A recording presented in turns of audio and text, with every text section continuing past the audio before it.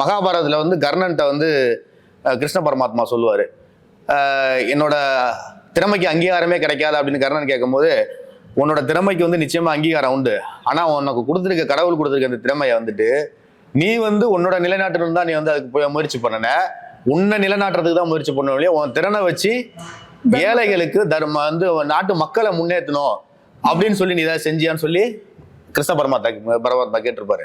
அதே விஷயத்த நம் கொள்கை எதிரியான பழனி பாபான்னு சொல்லி ஒருத்தர் கேள்விப்பட்டிருப்பீங்க. பழனி பாபா வந்து இந்து மதத்தை கடுமையா விமர்சனம் பண்றவரு. எனக்கு அவருக்கு கொள்கை வேறுபாடு நிறைய இருக்கு. ஆனாலும் கூட அவரு ஒரு இடத்துல அவங்க மக்கள் மத்தியில சொல்லும் போது ஒரு விஷயம் சொல்லியிருப்பாரு அழகா.